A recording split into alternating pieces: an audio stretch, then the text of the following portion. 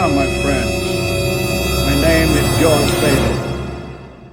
I'm virtually at Stearns Wharf in the historic Santa Barbara, California. At my stage in life, approaching my 90s, I no longer speak from theory. I speak from miles traveled, from battles fought, from love given and tested, from silence endured, and finally understood. Today, I want to talk about something many people fear being alone. But I will tell you something that has taught me by age. It is better to be alone but not lonely.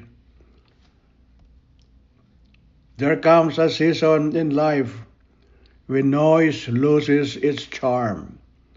The applause of society grows faint. The endless opinions of others no longer command attention. You begin to see how much of life is spent reacting, defending, proving, arguing, correcting. And then one day, you grow tired, not bitter, not defeated, just awakened. In this sacred season, you discover a quiet truth.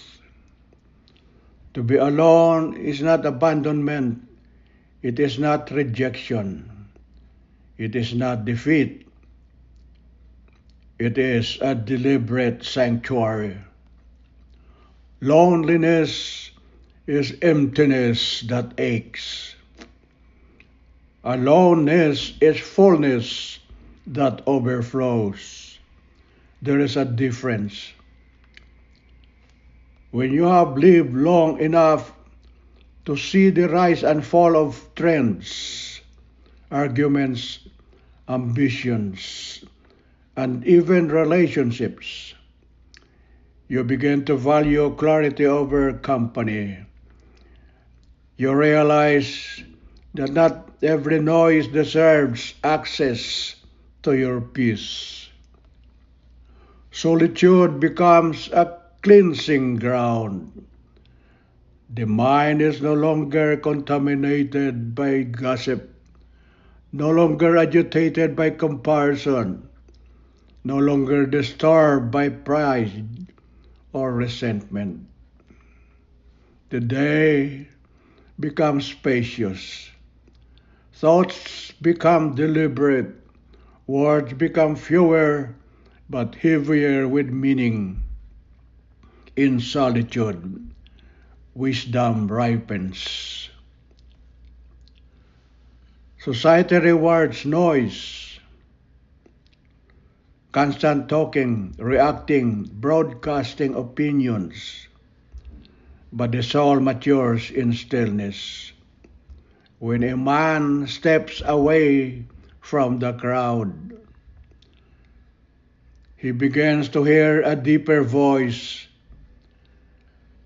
the quiet whisper of truth within him. In those holy moments, he stops asking, "How do others see me?" and begins asking, "How do I stand before God and my own conscience?" This is a powerful shift. A day lived in wise solitude is not empty. It is rich with memory, rich with gratitude, rich with discernment, rich with prayer. To be alone and not lonely means you have befriended your own spirit. You no longer fear silence because silence has become your teacher.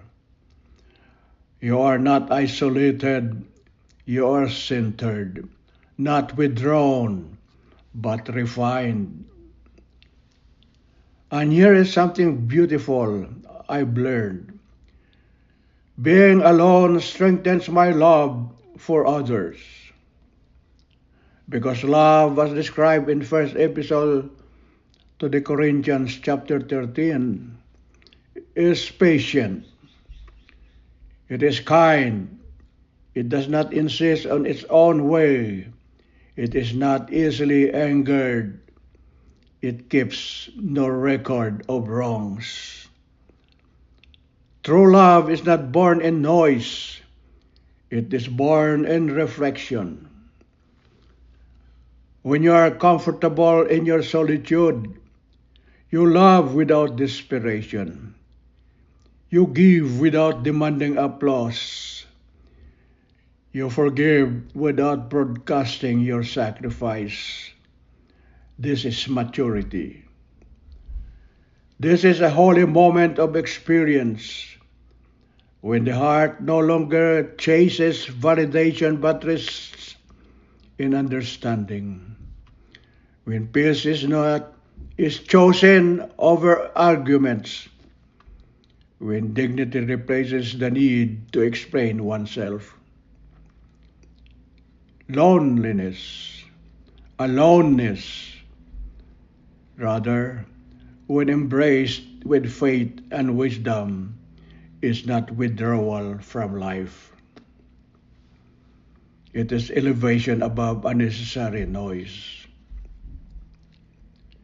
It is the soul sitting quietly with eternity. And in that stillness, I have come to realize something profound. I am not alone. I am with my thoughts, with my lessons, with my God, with my peace. That is not loneliness. That is sacred strength. Sacred strength. Thank you for listening. May your solitude be full and may your peace be unshaken. See you next time.